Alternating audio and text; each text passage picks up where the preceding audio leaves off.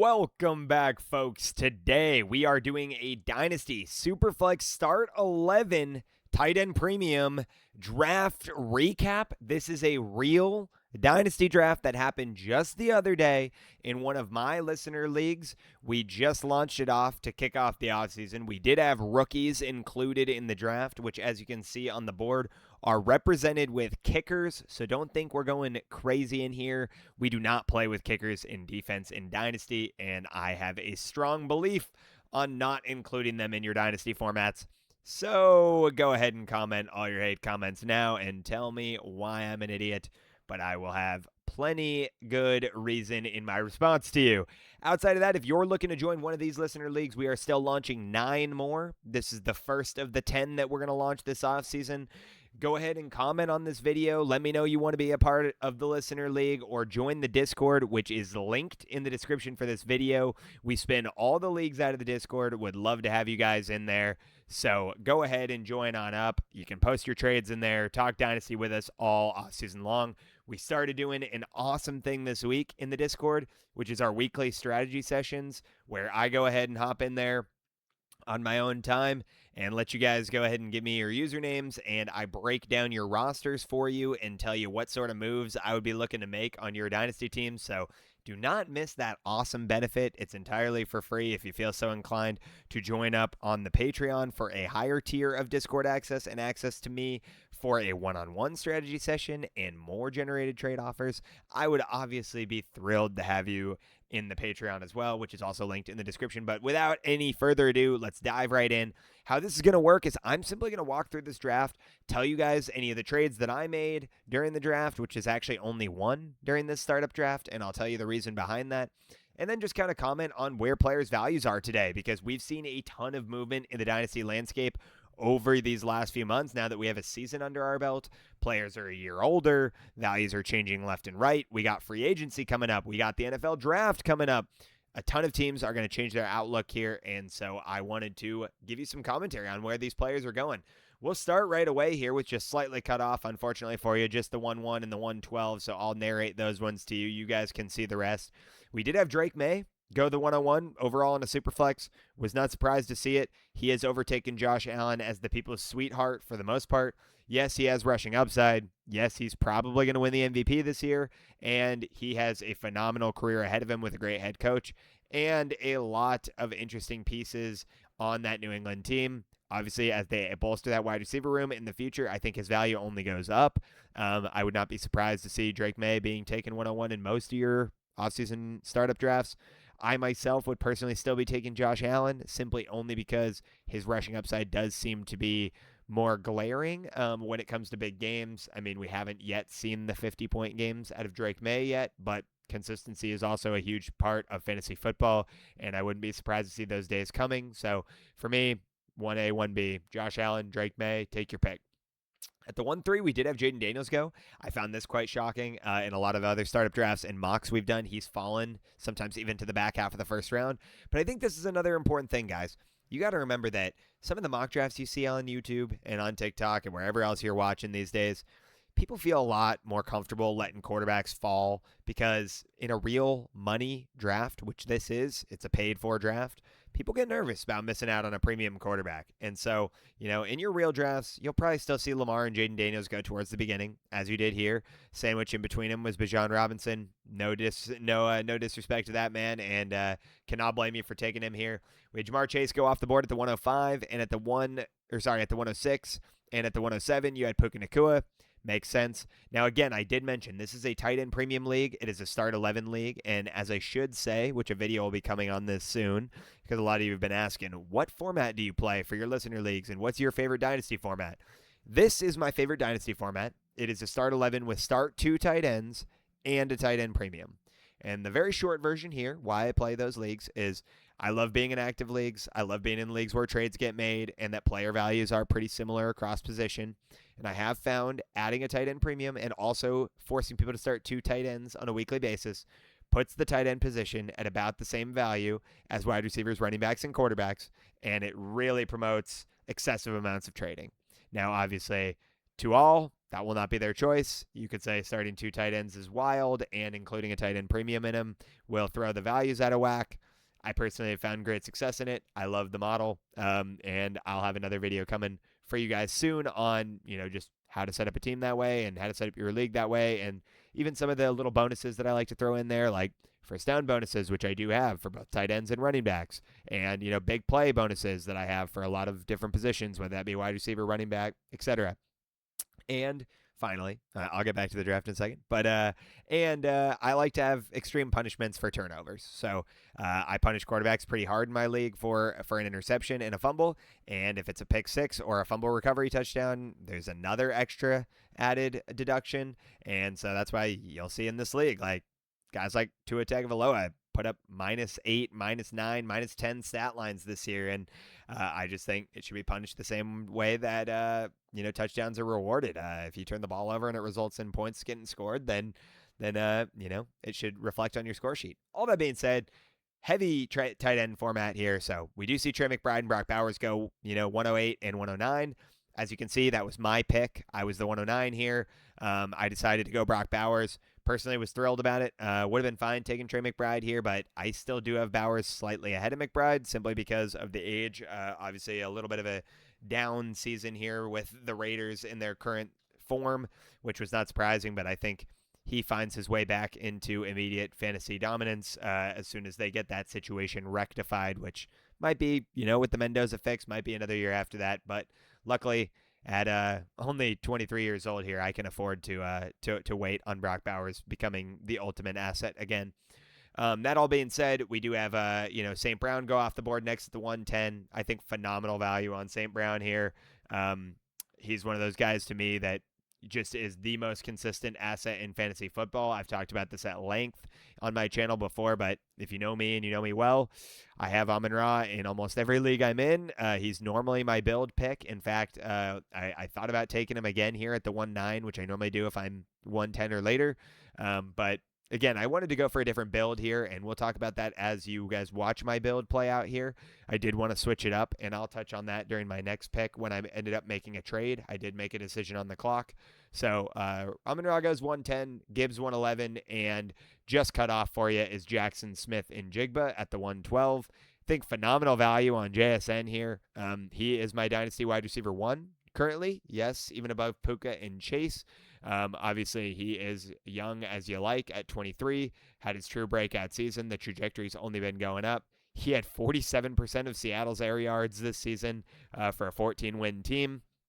And while I think Seattle has great weapons in the building like Shaheed and, Cooper Kupp's been actually doing stuff during this playoff run for Seattle here, but I don't expect that to continue from a fantasy perspective. And a guy like Torrey Horton, who I really like. But outside of that, I think this team's a complete team. They don't need to add another alpha receiver. Shaheed seems to be doing the trick. Torrey Horton's got some upside for the future. They like to run the ball with Walker and Charbonnet. Now, Charbonnet did just suffer a torn ACL, unfortunately, but Ken Walker doesn't seem to be phased at all. He's been eating across these playoffs, for the Seahawks. So I think this is just a balanced team, and I don't see another alpha entering that room, and JSN is insulated. So at the 2-1 here, we did have Devon Achane go. I know it's cut off for you guys, but great 1-2 turn there. Getting Smith and Jigba and Achane, I loved that build. And then at the 2-2, as you can see, we had Justin Jefferson go. Again, great value on Jefferson here. I'm really thrilled on any of these top, 24 picks here, really. I think you get great value in the second round these days. So we have Jefferson, then Neighbors. At the 2-4 here, I was on the clock, and this is where I did make a trade. So we'll dive in and talk about my thought process here. I did have the chance to get CeeDee Lamb here, as you can see. I was very much considering it. I think until George Pickens, signs here, I'm a little bit up in the air on my full feelings on CeeDee Lamb. Now, yes, with George Pickens in the building, CeeDee Lamb can still be an alpha and still be phenomenal. But I am a little bit wary of the fact that they did extend Ferguson. George Pickens is there. They might bring back Javonte Williams, which I expect they do. Maybe they even add another receiver in this draft, which is a quite loaded receiver draft, in my opinion, especially for more depth-worthy guys. All that being considered, I did end up thinking about it and saying, I'm fine here with my wide receiver one being any of the next three: CeeDee Lamb, Nico Collins, Drake London. And that is why I ended up making the trade I will make. And as you can see here, as I jump over, you can see, I don't know why Sleeper's glitching a little bit here, and it says I moved the 205 for the 29. It was the 24 for the 28, but I guess Sleeper's just having a weird day. But as you can see, I did end up moving the 204 for the 208. And I, dropped back 4 picks in the 11th round, and I threw a third, and he threw a 27 first. And essentially, to me, this trade ended up being move back 4 spots to get a 27 first. And for me, the value was there. I looked at this board and said, well, I think I'm probably going to get either Nico Collins or Drake London. Would I currently be paying Drake London in a first to get CeeDee Lamb? No, I would not. And that's the reason I made that trade. Now, again, I don't think it was a bad trade for the guy involved either. He took Lamar Jackson here. He was definitely worried about missing out on getting a premium wide receiver, which there is a massive tier break after Drake London goes, in my opinion. And so I don't blame him for making this move at all. In fact, I don't think it was a bad move, especially knowing the build he had. But just for where I was at, I thought I could get another receiver. Now, we will talk about this because, again, this is why we're doing the recap here and walking through your draft strategy process, because things ended up not going my way here, guys, and I had to make a clear and serious decision after they didn't on the direction I wanted to go with this team.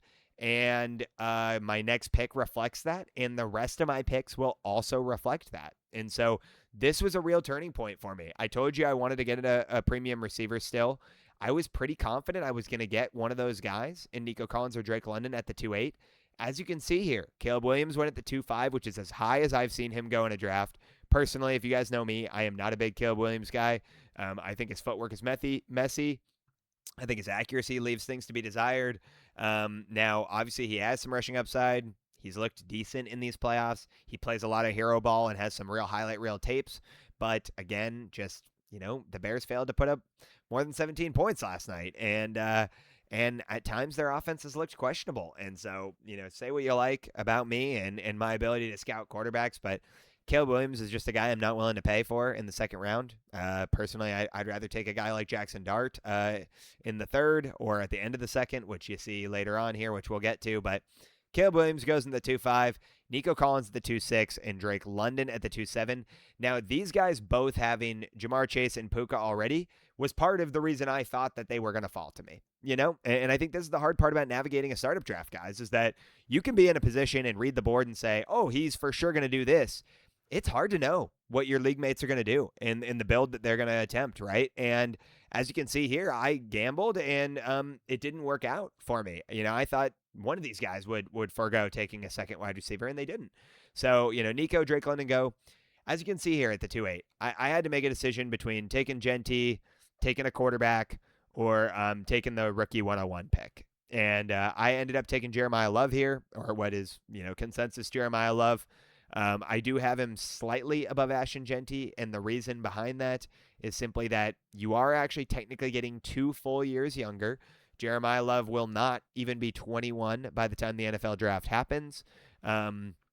On top of that, I do think he is a slightly better prospect than Ashton Genty. Not by a lot, and for sure this could age poorly. I think Genty's still a stud. I think the Raiders, obviously need to put a ton of infrastructure behind him and increase that line. And he still finished RB16 this year behind a generationally bad offense. So, massive room for Ashton Genty to grow. I still expect him to be a top 10 dynasty running back for the foreseeable future. No shade to Genty. I just figured that, again, as rookie draft fever comes, to the forefront of our minds in the dynasty community, I will be able to move the 101 for more in case I decide to go that route. That was my thought process. So I did end up being the guy that takes the 101 here. As you can see, Hampton actually edged Genty here as the next pick. Again, wouldn't be my decision. I personally still prefer Genty, but I like Hampton as well. I think they're both very talented players. So we see Hampton, we see Genty. Phenomenal value on Jalen Hurts here. Personally, in a super flex, you get Jalen Hurts at the 2.11. He's fallen way down from where he was at the end of the first last year. Now, I do think that this is some forecasting here between maybe the tush push getting banned this offseason, the Eagles having a serious down year from the offensive department, now bringing in another offensive coordinator. Going to see if that guy can put it together right away. And then just in general, a little bit of a drawback on Jalen Hurts' performance. Now, that all being considered, you didn't get much of a drop off. He was quarterback 8 last year. He's quarterback 8 this year. He scored 15 less points. Now from the rushing touchdown perspective, it didn't look as pretty because he had 14 last year with only 8 this year. But again, still made up for it in other ways. He threw 25 touchdowns instead of the 18 he threw last year. Still a very confident quarterback 8 finish for Jalen Hurts. And quite frankly, again, fantastic value. I think he fell way too far, in my opinion. The 211 is great value. At the 212, we did see a swing here in Jackson Dart. I had said it before, and I'll say it again. Absolutely no issue taking him here. In fact, I think this is good value on Jackson Dart. I think next year you'll see him rise even higher up in startups. Obviously he's going to get Malik Neighbors back, Cam Scatterbo back. The Giants will probably bolster that offensive line a little bit. Brian Dable's out of the building. They brought John Harbaugh in. You've seen what John Harbaugh's been able to do with Lamar Jackson over the years. I think sky's the limit on Jackson Dart, and actually have seen him go in the third round multiple times. If you can get him anywhere in the third round in your startup draft this offseason, that's a smash for me. So, Jackson Dart goes to 212. Now, this is a third round reversal. So, you can't see the 3-1 here. Sorry, a little cut off, but Joe Burrow ends up going at the 3-1. Again, pretty great value on Joe Burrow here. He is one of those guys that I will say, guys, I have cooled off on a bit from a dynasty perspective. I think he's just entering that Christian McCaffrey territory of, let's flip a coin at the beginning of the season and see if Joe Burrow is going to give you a full slot of games. For that reason alone, I really appreciate the availability argument. So, I think Joe Burrow has fallen from that perspective. Now, I know people in the comments are going to hear that and say, what a hypocrite. This guy's talking about availability, and he wants us to take Jackson Dart in the second round. Yeah. I mean, I do think Jackson Dart will learn to protect himself a little bit better over time. I don't think John Harbaugh is going to be thrilled coming into the building saying, yeah, run as much as you want, take as many hits as you want. He's been through this with Lamar. He understands how to help a quarterback develop. I would hope that smarter heads prevail over time here. And just additionally, I know he did suffer, a concussion or two this year, but, Jackson Dart's young. He'll be somewhat durable, in my opinion. But Joe Burrow goes at the 3-1, Justin Herbert at the 3-2, Jonathan Taylor at the 3-3. About a round before he went last year, I remember clearly I picked up Jonathan Taylor at the 4-6 last year and was feeling great about it. This year, you got to take him about a round earlier. Justified after the season he just put up for you. And definitely no issues with that pick there. The next pick we got is Garrett Wilson off the board at the 3-4. And again, that was me. After punting wide receiver in the second round, I was feeling pretty squeezed at this point to just get one cornerstone guy that I feel good about having on my roster to build around. If you guys know me well, I'm a big Garrett Wilson stan. I will die on that mountain. I do understand that, we have another quarterback situation for the Jets next year, as it looks like Dante Moore didn't declare. Are they going to swing on a young guy? Are they going to bring in a guy like Mac Jones or Malik Willis or play the quarterback roundup this offseason? We really don't know.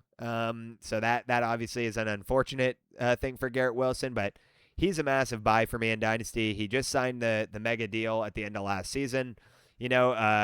Has given me a top 10 finish in the past, but the thing I care about the most with Garrett Wilson is, regardless of the quarterback hell that he's been in since entering the league, 147 targets, 168 targets, 154 targets. This man is a lock for 150 targets. From a volume perspective, I always feel good about having him on my roster. And, just to compare, I was talking the other day with someone about Garrett Wilson or George Pickens. And they were like, well, George Pickens has outscored Garrett Wilson. He's had a higher finish than Garrett Wilson has in his first few seasons. How could you be taking Garrett Wilson above him? My argument really does come down to the volume, guys. And I think volume is more predictable than, the George Pickens archetype, which is a, downfield X-alpha threat. And while George Pickens could give you a wide receiver 4 finish and a massive amount of upside, he has never given you that level of target volume. If we go to look at George Pickens here, we've got 184, we had 84, 106, 103, and 137 this year being his highest.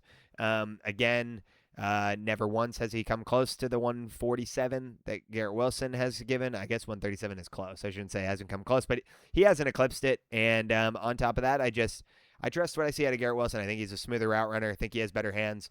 Um, he's still a guy that I have no problem essentially building around. And I do think that there will be several top 10 finishes in Garrett Wilson's career still ahead of him at only age 25. So I took Garrett Wilson here, felt squeezed to get a wide receiver. Now Tyler Warren goes off the board next. As you guys saw, very heavy tight end premium format, so not surprised by that move at all. We got Travion Henderson at the 3-6. This personally, guys, is too rich for my blood. I think that was going to be one of my critiques of this draft. I would not be taking Travion Henderson in the third round at this point. I loved his prospect profile. Still think he's a home run hitter. He's got a ton of upside. Ramondre's still under contract. Mike Vrabel does not seem to want to get him involved to the degree we thought, even as we enter the playoffs here. And maybe over the course of the offseason, that'll change. And he'll come to his senses a little bit and say, hey, this worked for last year. We're going to switch it up for this year. But typically a team that makes an AFC championship game and has their both guys returning and are healthy isn't going to be crazy motivated to make a whole lot of change, especially after running the table. So I think that from that degree, that worries me a little bit. So barring any injury to Ramondre Stevenson, I think you could see a similar split backfield situation next year with Travion Henderson. And that just doesn't excite me. That doesn't excite me. And so if you want to wait another year, then do it. I'm probably not in that boat. If I was going to be waiting several years anyway, I'd probably just take a proven vet like a Barkley or a James Cook, which you see in the next two picks. So that's just my opinion. If I'm a Travion Henderson owner right now and I'm anywhere near contending, I'm probably looking to sell him to a rebuilder and going into this offseason, printing some extra liquidity for myself. But that's just food for thought, food for thought there. As I said, Barkley goes next. Good value here in the middle of the third round, 3-7. I do think he bounces back pretty heavily next year. Obviously, the perfect storm for the Eagles this year with a bad offensive line and poor play calling that really made Saquon suffer. He's still a special athlete, and you say what you want about him being 28.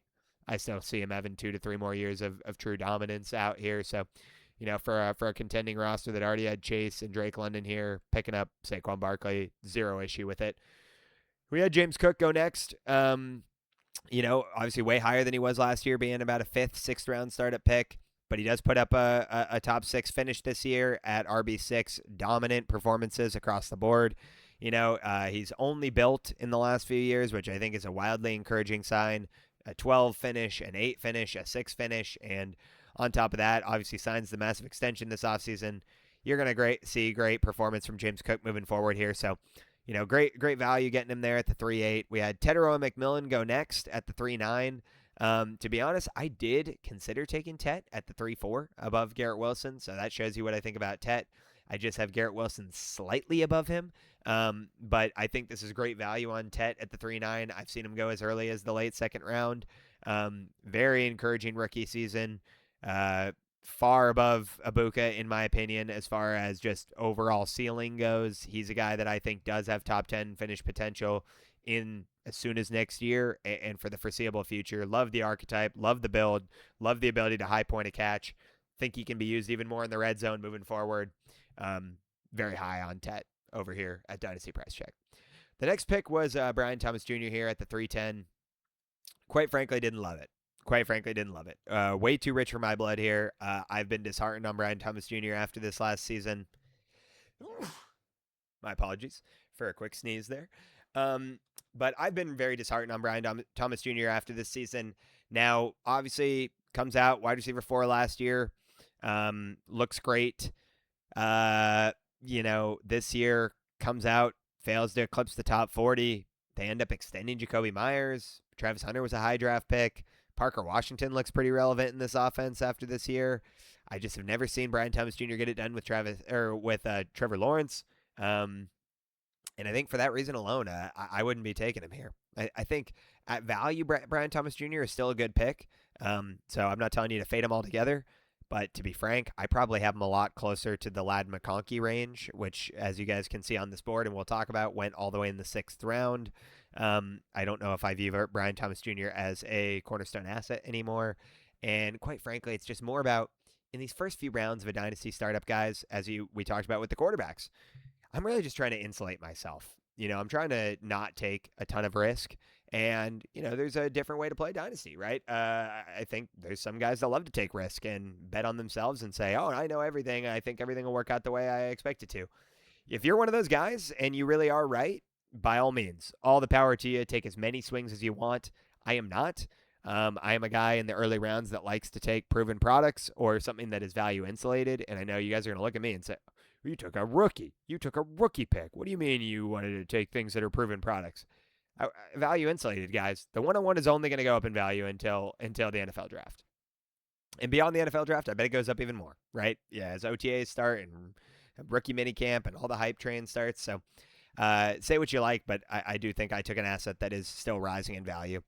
Not to harp on this pick too much, we moved to the 311. Unbelievable value on Patrick Mahomes. And if you guys see what happened here, I got to tip my hat to Rob because he ended up trading back to get Jalen Hurts, right? And so this was a drop down pick. And then he traded up a little bit to go ahead and get Mahomes here. But, I think incredible value on quarterbacks here. Mahomes suffers the injury at the end of last year. Now he's got Jalen Hurts at the 211 and Mahomes at the 311. And, even with the injury, Mahomes finishes QB 11. He was well on pace to finish as a top 5 quarterback this year before the injury. He gets a top 8 quarterback, a top 5 quarterback, both with massive contract insulation attached to contending rosters. I am absolutely thrilled for Rob here and got to tip my hat to him. So, again, guys, you might not want to take multiple quarterbacks in the first round because you don't like how it affects your build. Take your value. Take your value during this offseason. If guys are going to start dropping like this, you got to swing. The next 2 picks on the turn here, which are barely cut off, but you can slightly see, is actually Tucker Kraft and Harold Fannin at the 312 and the 4-1. And so far, this team on the corner here, they've taken this tight end where you got this tight end format where you got to start 2 of them and have a premium and said, I am going to smash what I know and what is going to get me guaranteed points. And quite frankly, I love it. I love it. From a format perspective, this was very smart. Drake May, Jackson Dart, 2 young upside quarterbacks with rushing potential, taking Tucker Kraft, who is an absolute monster, and Harold Fannin here. Now, personally, I probably would have taken Colston Loveland here instead of Harold Fannin. I do have him slightly above him. Now, I wasn't a huge Colston Loveland guy going into this season, I will say. I thought the Bears wide receiver room was extremely crowded, and this is coming from a guy who was extremely high on Rome Odunze, so I will own that. And seeing that he did not perform to the degree I expected to, that has now opened a window for Colston Loveland to be as dominant as, some people thought he would be, and he is looking that way. So I will eat my words there and say that the Rome Odunze disappearing act has caused Colston Loveland to potentially be the true alpha in that offense. So again, I would have taken Kraft and Loveland, but again, no disrespect here. Great pickups in these formats. Harold Fannin looks like a stud. Browns are going to shift it up this offseason after the Stefanski leaving, and maybe we see even more unlocks coming out of that offense in the future. Next pick we have is Bucky Irving here, followed by Christian McCaffrey and the 102. So your second rookie pick goes off the board at the 4-4. I think this is good value on either Jordan Tyson or Mekhi Lemon. Again, Brian Thomas Jr. went ahead of him. Bucky Irving went ahead of him. Christian McCaffrey went ahead of him. These are like the type of things that I think when you're in a startup and you're building a team, you're less concerned about taking some of the rookie picks. And we'll talk about that as we go along. And you guys see my strategy here because, yeah, I ended up smashing a bunch of rookie picks. And it's because personally for me, guys, I don't know about you, but in a vacuum, I wouldn't be trading the 102 for Brian Thomas today. I wouldn't be trading the 102 for Tucker Kraft today. I wouldn't be trading the 102 for Harold Fannin today. I wouldn't be trading the 102 for Bucky Irving today. I wouldn't be trading the 102 for Christian McCaffrey today. So, sure, startup values are always going to be a little bit different, but yeah, the 102, great value here. Great value. You got Chase Brown off the board next. Brock Purdy, Bo Nix going in this middle 4th round. I think this is great value on these quarterbacks. In fact, if you end up punting quarterback and these are one of your first 2 guys off the board, no issue with it.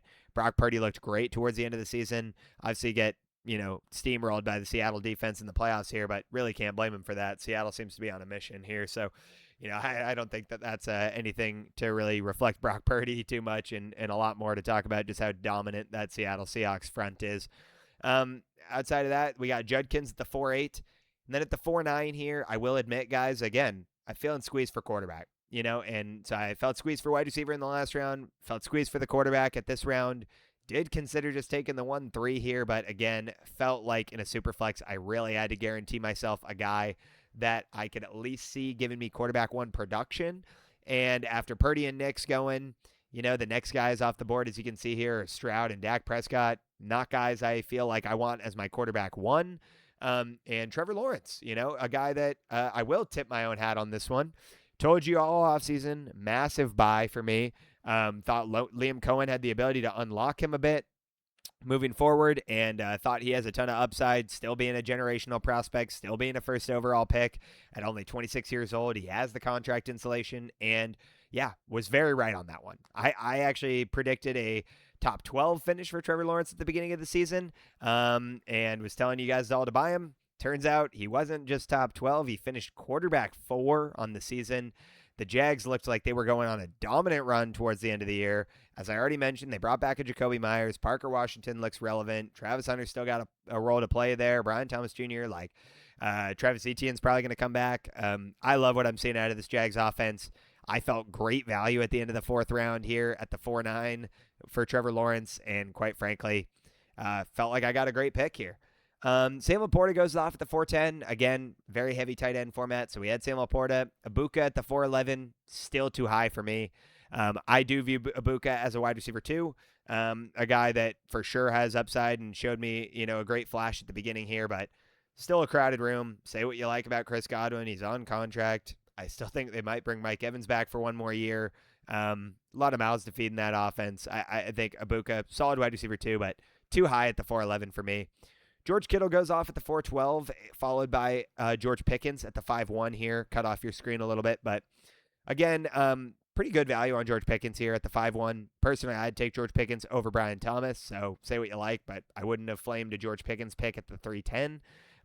George Kittle, obviously this happened a couple days before the injury, devastating, but looks like it was a clean tear, and George Kittle is probably, knowing his superhuman ability, going to come back, whether it be at the end of next year or at the bare minimum, come back full strength of the year after that. And in a format like this, he's scoring a lot of points. So can't flame the pick too much, but obviously after the injury, we would have seen this correct a little bit. Colston Loveland at the 5-2. Again, a guy I would have taken over Kittle, but, beggars can't be choosers, right? So Loveland at the 5-2, very good value there. Rice at the 5-3. This is a guy I'm just fading altogether this year, guys. Obviously, we've seen lately, and I won't comment too much on it here because, we don't know how it'll shake out. But Rice is back in the headlines, being in trouble with the law again. Lord knows if this one's going to stick or not. But personally, just was not something I want to be involved in at this point. I don't like to have guys on my roster that potentially might not play football again. He is on probation. A true issue that comes up here is if he is in trouble again, he might just not play football again if he ends up going to jail. Rice is a immediate sell for me. I don't own him across over 20 leagues, thank God, and I will not be buying him. Will not be buying him anymore. So at the next pick, you do see me here taking another rookie. And we're at the 103 here. And quite frankly, I was looking at my build saying, well, I could swing on a Chris Olave here or a Marvin Harrison, as you see going next. But quite frankly, I wouldn't pay the 103 for Chris Olave today, even though I do like him a lot.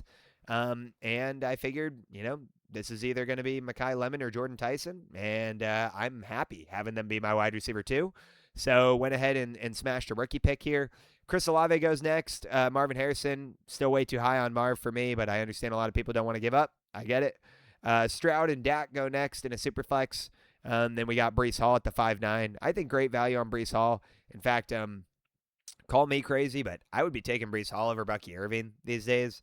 And I know that's probably a hot take out there for the community, but I personally just think he's a better athlete, better running back in general. I know Bucky gave you a good performance there. I didn't like what I saw from Bucky after he came back from the injury, just as far as the spread backfield.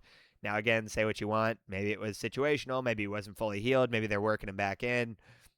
All those things could be very much a factor, but I think Breece Hall will get a nice value bump here in Dynasty after he signs an extension this offseason. So Brees Hall here at the 5'9", great value. You do have the 104 go off the board at the 5'10 here. Again, I think great value from a guy here in DJSP who hadn't made any trades yet. So his current build is Jaden Daniels, Ashton Genty, Brian Thomas Jr., which again I told you I didn't love, but probably needs to take a swing at another receiver here. Takes Christian McCaffrey, takes a rookie pick, and then followed by Kyron Williams at the 5'11, Cam Scatterbo at the 5'12, and Tyler Shook at the 6'1. And I would say that these two picks are probably going to warrant some response in the comments here. I don't know if people are as high as I am on Cam Scatterbo. I think this is great value on Scat. Personally, I think Scat's going to be a third-round Dynasty startup pick next year. That's just my opinion. I think he'll be going in the same range as where Travion Henderson just went in this draft. Yes, he got injured. Yes, he's a little bit risky with how many hits he takes, but I love his running style. He was RB8 when he got hurt. He added, 24 receptions in the pass game and such a limited timetable. I think, you see potentially 45 catches out of Scat next year, along with 1,000 rush yards and a lot of touchdown upside. That's a third-round startup pick if I've ever seen one. And call me crazy, but I'd be taking Scat over Bucky today too. So, yeah, I know a lot of people are not going to like that. Tyler Shook goes at the 6'1". This is the highest I've seen Shook go by far. He goes above guys like Jared Goff, Baker Mayfield. Again, wouldn't be my decision here, but this is what makes Dynasty fun, is allowing folks to, take swings on their guys and go for a little bit riskier of a strategy. Now, again, I would take a more proven product here like a Goff or a Mayfield, who I still think has plenty of runway, or even a Jordan Love. But I do understand Shook looked good at the end of the season. I have him in the solid QB2 range. But personally, I'm still not in the camp of paying a first for him. So again, that would have him fall a bit further than some of the guys that are going here. Jared Goff and Baker Mayfield go.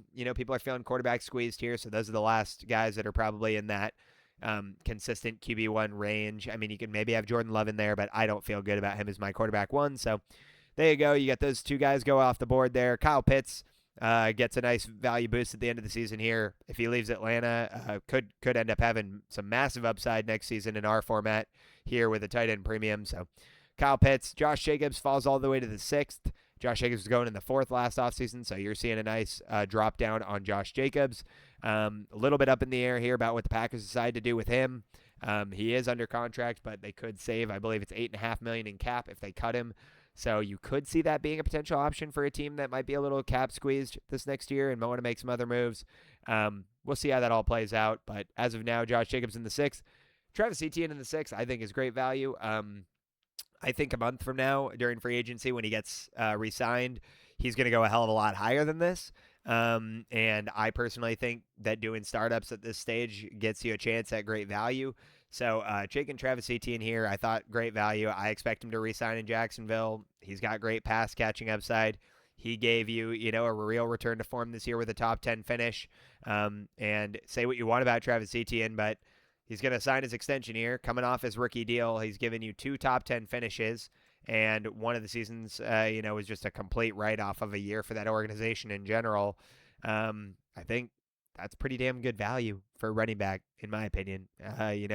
We talk really highly about a guy like Brees Hall, right? And he's only given you 1 top 10 finish. Bucky Irving, he's given you 0 top 10 finishes, right? And Travion Henderson's going in the 3rd round. He's given you 0 top 10 finishes. So you could say, hey, he's a rookie, whatever. Regardless, guys, I think Travis Etienne is a pretty grossly undervalued dynasty asset. I've been on this camp since last offseason, and I remain there. I owned a lot of him last year, and I felt very good about that. Another interesting one here is we have Ladd McConkey going at the 6-7. This is a massive value drop for Ladd McConkey. Over 3 rounds of value drop. I used to see Ladd go at the end of the 2nd, very early 3rd. Last offseason, the real conversation was if you were at the end of the 2nd, early 3rd round, are you taking Garrett Wilson, Ladd McConkey, or Jackson Smith and Jigba? Obviously, we saw how this went. And I think it's just an interesting case study, guys. Talking about how dynasty values change over a course of a season. Well, those 3 guys were moving interchangeably last year. I did a lot of startups. I watched them go interchangeably. This offseason, you got Jackson Smith and Jigba, who went nuclear and is a 1st-round startup pick now. You had Garrett Wilson, who has stayed about the same value and is still a 3rd-round startup pick because he got injured and you didn't get to see much out of him. And you had Ladd McConkey take a massive plummet. And so out of the three, one ascended, one stayed steady, and one crashed and burned. And I think that's a really good thing to remember as we look to this season. I think the similar case study there might be in the running back department with Amarian Hampton, Ashton Genty, and Travion Henderson. And so if you made it this far into the video, go ahead and comment, interact with me. Give me your thoughts. Where do you think those three running backs' trajectories will go in relation to what I just gave you? If you had to make a bet that one's going to ascend, one's going to stay the same, and one's going to drop, who are you taking? Who are you taking as the three? And let's do a little comparison video there. I think it'd be fun. I'd love to see your guys' responses. So I'll speed it up a little bit here, but we got Ladd McConkey drop down. I view him as a wide receiver 2 from this point forward. I don't see him having the upside that Wilson or JSN has, so it's probably a fair range to get him. Now, personally, I'd probably still take him over Marv, so maybe you could make the argument for going around earlier, but fair value on Ladd McConkey here. Hopefully he returns to form a bit next year, and this ends up being a good value pick.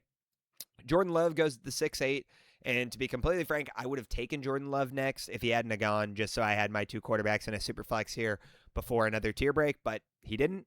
And at this point, we are sitting looking at the 105, and quite frankly, I couldn't see myself taking Bryce Young, Rome Odunze, Arondre Gadsden, RJ Harvey, all the next guys off the board here over the 105. And so I smashed another rookie pick. And this is a thing, guys, when we talk about dynasty strategy. You got to be willing to pivot on the clock. And like I mentioned to you guys, this was not my plan going into the startup at all. Was not my plan to accumulate a ton of rookies, have a ton of young guys, hold a bunch of liquidity and picks. But you got to take what the board gives you. And what the board gave me here was another early rookie pick. And so as you can see, I'm currently sitting with the 101, the 103, and the 105. And I have a base of Brock Bowers, Garrett Wilson, and Trevor Lawrence. I feel fine about this build so far. And yeah, it's a little bit more on the younger side.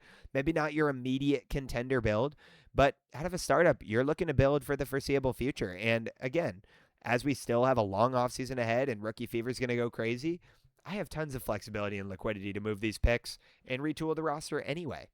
Again, at the next pick, we have Bryce Young, Rome Odunze, followed by that. And then at the turn, we did have Arondre Gadsden and RJ Harvey go 7-1.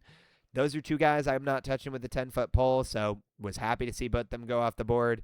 2 guys that wouldn't even have been in consideration for me. Cam Ward goes to the 7-2. I personally think this is great value on Cam Ward. I do think that as we talk about offseason purchases or offseason draft picks that I think have the chance to have a massive startup value change next season, Cam Ward's probably towards the top of that list. He went at the 7-2 here. If you told me that Cam Ward's going pretty similar range up here to Brock Purdy, Bo Nix, Trevor Lawrence next season, maybe at the end of the 4th round, I would absolutely believe you. I think that Titans team obviously has a ton of growth ahead of them and has to give him more weapons, has to, build a line around him, has to give him some support in the running game. All those things could be addressed to some degree this offseason, and you see him take another step forward.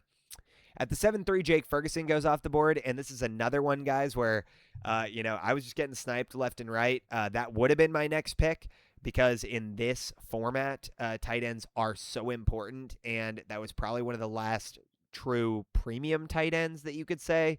But again, he gets taken here, and I find myself on the board looking at the next guy I would take would be Ken Walker, and ironically, he went.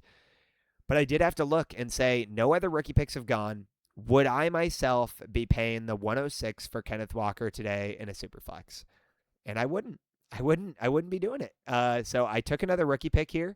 After the playoff run that Kenneth Walker has been having and Zach Charbonnet tearing his ACL, I think in hindsight, I would have taken Ken Walker here if it's any consolation. And I wouldn't blame you for taking Ken Walker earlier. In fact, I think you are going to see a ripple effect where if you do a startup now, Ken Walker's probably going in the early 5th round, probably right around where, we saw the Lovelands, Pickens, Olave go. And I think that's fair because Ken Walker has always been a dog. I've always been super high on him, as you guys know. He's just been unable to stay healthy, and Seattle's had a poor offensive line. Then this year they fixed that, but now he's battling with Charbonnet. And there's kind of always just been something in the way of Kenneth Walker. And now I do think he resigns in Seattle after the Charbonnet injury. I think he does get the chance for the first, foreseeable half of the season, if not longer, to lead that backfield. And if he can stay healthy, then Ken Walker has top 6 RB upside. And that's consistent tone on what I said last offseason as well. It's just there's always been a what if with Kenneth Walker, right? And so I think now, he goes at the 7.5 here. Sam Darnold, 7.6. A.J. Brown, massive value drop, was going in the 3rd round last year, is the 7.7. I'm going to hold the mirror up here, guys. I think this is disrespectful to A.J. Brown. And I know he didn't look good at the end of the year, and I know he dropped some passes in the playoffs, and I know he's been a diva in the media. All those things are true. All those things are true. Do I like A.J. Brown as a real-life NFL player? Not really. Not really. He's not really the type of character that I am in love with. However, for everyone that wants to talk like he didn't do anything this year, he put up another top 15 season. He finished wide receiver 11. He did bounce back off of where he was last year at wide receiver 20, and yes, it was only a 4-point swing, but in the modern climate, we got to take it for what it is. The passing volume was down a bit this season comparatively to where we've been the last few years. He does still provide you with a solid floor. He still eclipsed 1,000 yards. He still added 7 touchdowns, and for a lot of people, you could say he underperformed this year. So whether he gets moved this offseason in a trade, which cap-wise I don't know is crazy encouraging. I don't think that'll happen. But the Eagles obviously have fired their offensive coordinator. I think whoever comes in next will try to repair that relationship and get A.J. Brown more involved. They are paying him like an elite asset. They want to use him like an elite asset. I think phenomenal value on A.J. Brown in the 7th round. In fact, I'd take A.J. Brown still above Ladd McConkey. I think he'll score you more points. I'd take A.J. Brown above, Marvin Harrison Jr., call me crazy. I'd take A.J. Brown above, some of these guys here like Rome Odunze, and just from a performance standpoint. So 7th round, great value on A.J. Brown there. T. Higgins goes next, Luther Burden, Jamison Williams, Jalen Waddle. And so we really hit a wide receiver run here, and people I feel like were on the turn starting to get squeezed for wide receivers. So you'll see some other receivers go. Typically what happens in a startup, when one position group starts running, they keep running because people start to feel squeezed. So again, run of wide receivers here. Javonte Williams goes at the 7-12. I think great value on Javonte. The second he gets extended, I think he jumps above a Josh Jacobs here and probably goes in the 5th round where I was talking Kenneth Walker goes. Jalen Warren at the 8-1. I thought this was a really early pick for Jalen Warren. Personally, the Steelers are in complete limbo. Mike Tomlin steps away shockingly. I did not see that one coming. You're going to have probably a new quarterback, probably a new coach. Jalen Warren's deal, I looked into it, is technically a voidable deal. I know he signed a 2-year, but there's almost no dead cap next year. So if this team decides to draft a running back or wants to get younger or wants to retool, there's no guarantee Jalen Warren comes back. And now that Tomlin's not in the building, who he was kind of his guy, could be wildly different next year. You did see Gainwell be very productive with Aaron Rodgers. Now does the Steelers organization say, oh, we could re-sign Gainwell for way cheaper and, give him a nice little extension, cut Warren. His numbers were technically better. Gainwell's were anyway this year. There's a lot up in the air. So all being said, didn't love this pick, especially with guys like Michael Pittman and Dalton Kincaid going next. Now you did have the 106 go next here. So, or maybe that's the 107 now because I think I took the 106 here. I did. So there you go. You had the 107 go. Kyler Murray, Zay Flowers, the 107. No, the 108. Sorry, the 108 here. Derrick Henry. At this point, I was debating taking the 109 again, but I felt, man, I've taken so many rookie picks. Would I pay the 109 for Devonta Smith today? Maybe. But I did feel squeezed to take a wide receiver, and I liked the value here. I've always been a Devonta Smith guy. I always will be. I always thought he would have a higher ceiling coming out of college. He was a phenomenal prospect. However, has always been stuck behind A.J. Brown. Not a problem, but again, felt like this was a good swing here, right? Like I mentioned, guys, if A.J. Brown gets moved, then, I end up with a wide receiver 1. If he doesn't, I have a consistent wide receiver 2 that gave you another top 20 finish this year. And, I've always loved Devonta Smith. Now, I understand some of these picks are about to get cut off for you guys because of where my camera is placed. So I'll go ahead and read some of them out to you. We had DeAndre Swift go at the 8:10, Travis Hunter at the 8:11, and then the rookie pick 110 and 111 go at the turn. So rookie picks are starting to get valued here. We get the 110 and the 111, and Jordan Addison go at the 9-2. Matt Stafford at the 9-3, and then back around to me here. As you can see, I end up taking Wan'Dale Robinson. Now, again, I did debate taking the 112 here, but I really like Wan'Dale's upside here. I was screaming his praises at the end of last season. I made a trade on the clock, not on the clock, but on the deadline day last year in one of my most competitive leagues, sending away Terry McLaurin for Wan'Dale Robinson in a 27 first. I think that aged phenomenally well for me. Got the first, got a guy who finished wide receiver 14 this year, and sure, you could say, oh, it was because Neighbors was hurt, it was because this, it was because that.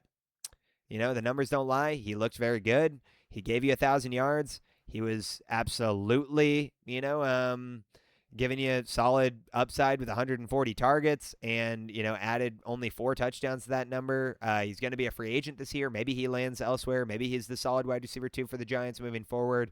Regardless, I like the value boost he'll probably get here. So ended up taking Wan'Dale. Figured, if I end up Garrett Wilson, Devonta Smith, Wan'Dale Robinson as the core 3, and then I've got a bunch of rookie picks to swing on some young guys that could really arise over the next couple of years or give me some flexibility to, move them around for other positions, I felt comfortable doing so. Didn't like any of the running backs on the board, and this is, again, one of those lessons for you guys. Don't swing on positions. Because, do I have a single running back on the roster right now? No. I mean, I'm going to have Jeremiah Love, so fine, I'm going to have one. But I didn't need to swing on a Zach Charbonnet or a Kyle Monangai, which are the next 2 guys you see go off the board here. I wouldn't be paying the 112 or, that range for him right now. And so I took Wan'Dale. I felt fine with it. Daniel Jones went off the board next. I was kind of hoping he'd fall to me again in the next round because I wanted to get a QB2 there, but it didn't end up happening. Derrick Henry goes next. We had the 112 go here. Zay Flowers, I'm reading the wrong direction. Daniel Jones here. Zach Charbonnet, Michael Wilson next. Cortland Sutton, Brenton Strange, Kyle Monangai, DK Metcalf, Terry McLaurin at the 9-12 is criminal to me. I still think he signed an extension this offseason. He's a phenomenal wide receiver. Yeah, he's 30 years old. I think he's a Devonta Smith archetype. I think he plays comfortably until 32, 33. So, again, felt pretty disrespectful here for Terry McLaurin. I'll say the same thing about DK Metcalf. I know he's never given us the fantasy production we were really hoping outside of those, early years here, 7, 14, 16.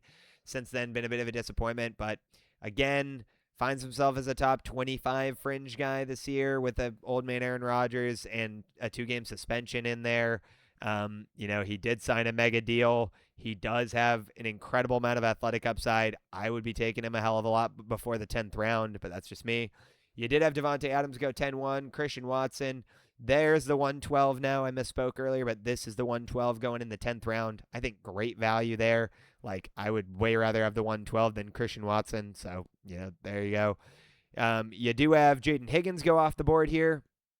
Nice prospect, guy I like.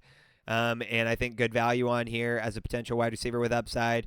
Juwan Johnson next. Way too early for me, but I understand the tight end format that we're in. I'd rather have a guy like A.J. Barner, but we'll touch on that in a moment. Xavier Worthy goes next. Again, probably higher than most people would take him, but I don't think Rashee Rice is going to be playing football next year.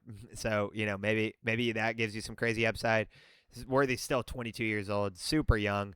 I'm not giving up on him entirely, but I just think his ceiling is capped at like maybe wide receiver 17. Still, for the value you're getting him at, fair. Mason Taylor, prospect I like, going next. Isaiah Likely, nice value boost in free agency. Now you're going to see some rookie picks run here with me again. I know it sounds crazy, but here you go. You got me taking another rookie pick here, which I believe is the 2-1. And again, it's just one of those positions. Do I feel like taking J.J. McCarthy or Ricky Pearsall, which are the next couple guys off the board, or do I just take another rookie pick? And I did. Just took another rookie pick.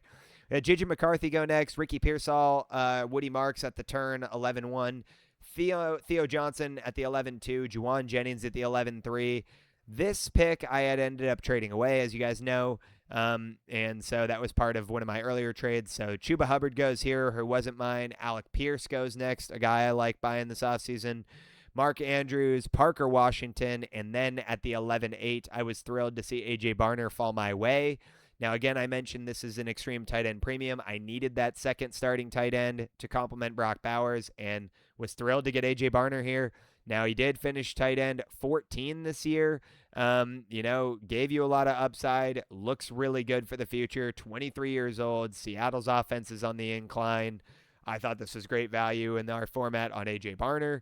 We got Troy Franklin that goes next, a guy I like buying this offseason. TJ Hawkinson, Dalton Schultz, Quentin Johnston at the 11-12, Chris Godwin 12-1, Dallas Goedert, DJ Moore, Shedeur Sanders, Ramondre Stevenson. Now we got the rookie pick 202 going. Then we got Trey Benson, Jacoby Myers, and here at the 12-9, guys, I end up taking Michael Penix. And I didn't have a second quarterback on the roster. I was feeling a little squeezed, but this was actually my ultimate goal. I think people are way lower on Michael Penix than I am. I know he's had 3 major knee injuries. I know, that people want to talk about, well, he hasn't gotten it done really in Atlanta so far. I want to remind you guys, the first season he played in Atlanta was 5 games, and it was right at the end of the year. I really don't count that.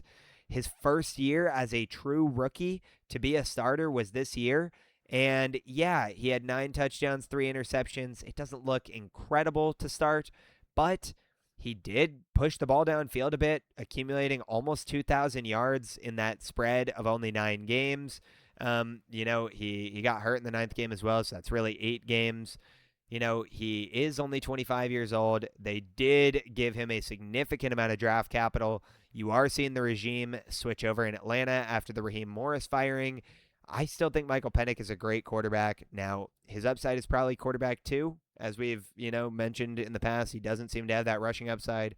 I get it. I'm not flaming any of that or not acknowledging any of that. I think that's totally valid. I just think that at the same time, to get a quarterback this late on, like I did in the 12th round, basically the 13th round, the 12-9, that is probably going to be a starter next year. Actually almost guaranteed be the starter next year, is fantastic value. Again, this is the same range last year that Sam Darnold was going in, and look at how that aged for you. Daniel Jones was going in, and look at how that aged for you. You got a quarterback, 1, quarterback 2 through most of the season, and now got a significant value bump. So he's going to be a guy I feel like I draft a lot of this offseason. But get the quarterback 2, Michael Penix. Tony Pollard goes 12-10. The rookie pick 203 goes here. Then we have Tootin, Diggs, Terrence Ferguson at the 13-2, Jacoby Brissett 13-3, and me again at the 13-4, taking Tyler Algier.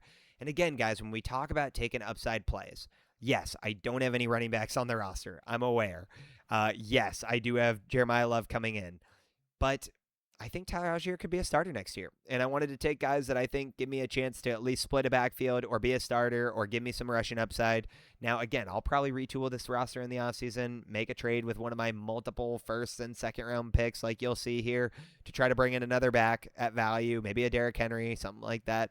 But again, I pick up Tyler Algier here, was totally fine with it. You're witnessing my strategy in real time here. Take the value on the board, figure out the positions as you go, and then rework your roster after the draft. So take Tyler Algier. Jaden Reed goes. Matthew Golden goes. Kamara, Jalen Coker, Rico Dowdle, Brian Robinson, the rookie pick 204. Gesicki, Helm, the rookie pick 205. The rookie pick 206. Shakir, Rashad White, K. Dotton, Blake Corum, rookie pick 206, I believe. Now here I take David Montgomery. Again, I know it doesn't sound great, guys, but I think David Montgomery probably vacates Detroit this offseason. I think they might rework it with a new offensive coordinator here. He's on the last year of his deal. It is voidable. He's only 29 years old. There's a lot of running back needy teams this offseason. Does someone take a swing on David Montgomery and give him the chance to potentially be a split backfield guy again, or maybe even a starter? Maybe like Tennessee. Lord knows. I couldn't tell you. Houston, maybe. They don't have a power back. Woody Marks is more of a receiving back. Maybe Arizona brings him in, and, he ends up splitting with Trey Benson, who's more of the receiving back and has the upside speed. Again, felt like it was good value here. Took David Montgomery. We got the rookie pick 207 go, Hunter Henry, A.D. Mitchell, Malik Willis, J.K. Dobbins, Eric Iamaner, and then again here, when we talk about taking swings on guys that might have upside, I take Mac Jones at the 15-4. Yes, I do only have Michael Penix and Trevor Lawrence on the roster. I wanted to take a guy who I think has a chance to be a real starter next year, and I think Mac Jones is one of those guys. I think, San Francisco might end up trading him, and he ends up being the starter somewhere on a quarterback-needy team, and he's shown that he should be at this point in the league. So great value in the 15th round at a guy that potentially could be a 7th-round startup pick next year, right? So then Josh Downs goes, Tua goes, Parkinson goes, Travis Kelce goes, rookie pick 2-8, I believe we're at now, 2-8, 2-9, something like that. We got Freiermuth, Torrey Horton, Jalen McMillan, Braylon Allen, Kenny Gainwell, Jordan Mason, rookie pick 210, let's just say, Tyrone Tracy, Tank Bigsby, Tyreek Hill for the hell of it, someone did. Ja'Cory Krosky-Merritt. I take Rashid Shaheed here at the next pick. Again, we're running pretty thin, but wanted to take another upside swing on a receiver. Jerry Jeudy, the 212, Elijah Arroyo, Tesla. Apologies again for the sneezing, guys. 301, 302, and then here again at the 17th round, I take Chimere Dike. Again, I'm just giving myself swings at the wide receiver position now. Guys I like. I really was encouraged from what I saw at a DK, both in special teams and from a wide receiver. Now, could he be a true alpha? Probably not. Man, there's something in the air right now, guys. I'm sneezing left and right. If you made it for the 5th sneeze, go ahead and comment on the video. But DK, another guy I like taking in the later rounds. Think he's got upside to be a solid wide receiver too, beside whatever alpha they bring in Tennessee. Could be a nice compliment and has the special teams upside to maybe get you a touchdown or two in the kicking game. Always fun. Him and Shaheed both. I added him for that reason. Maybe gets me an extra touchdown here and there when I'm not expecting it. Njoku, the 3-3, Dobbs, Deebo Samuel, Jalen Noel, Tongs, Ingram, Vidal, Pat Bryant, Tajay Spears, 304, Kyle Williams, 305, Mike Evans, 306, Trey Harris. And then again, we talk about stacking potential upside. I take Devin Neal here at the 18-9. Thought it was great value personally. I mean, yeah, there's no guarantees the starter next year. I don't know if he will be. I don't think he will be, but a lot of Devin Neal truthers out there. I still liked him at KC in college. I still think, or KS at college.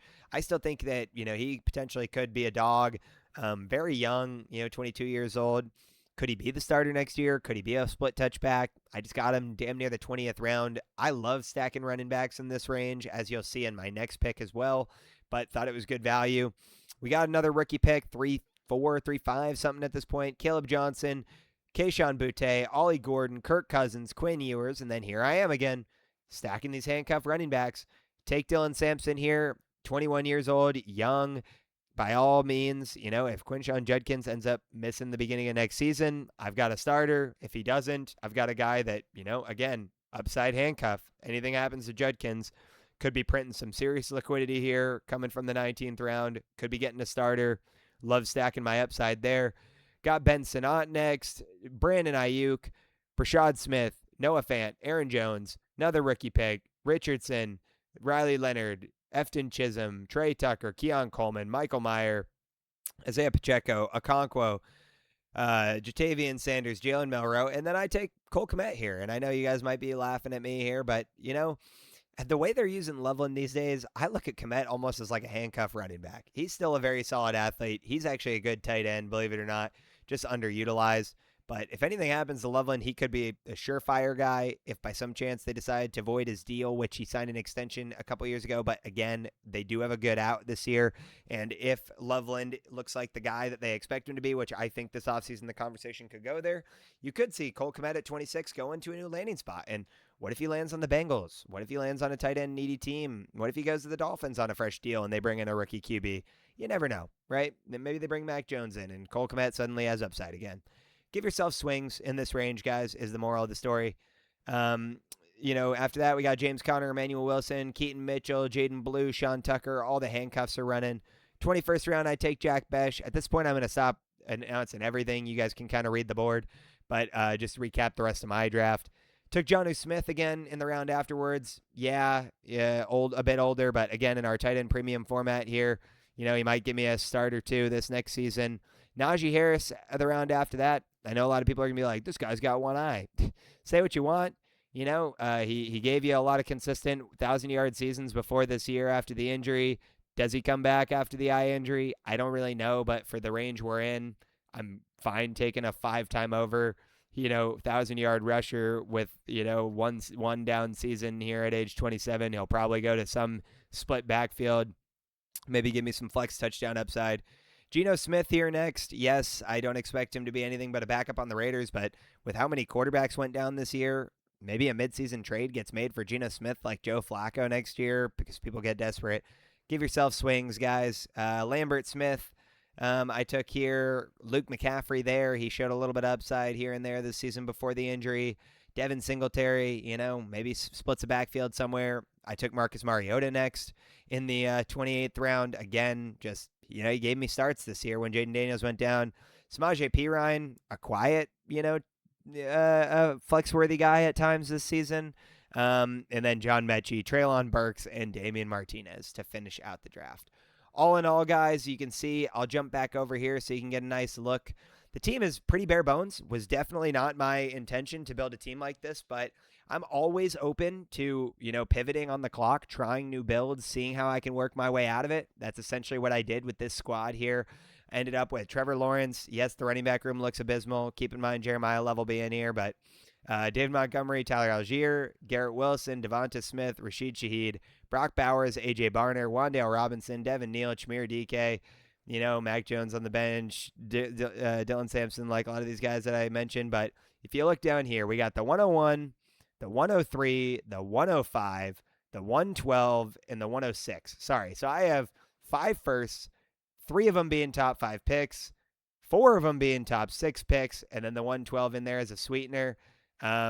Ended up printing an extra 27 firsts with that trade back like we mentioned in the startup draft. So I have 2 more swings next year in a class that I expect to be pretty loaded. But again, this team looks bare bones, right? But let's say Michael Penix starts, to start the season. We've got him right down here.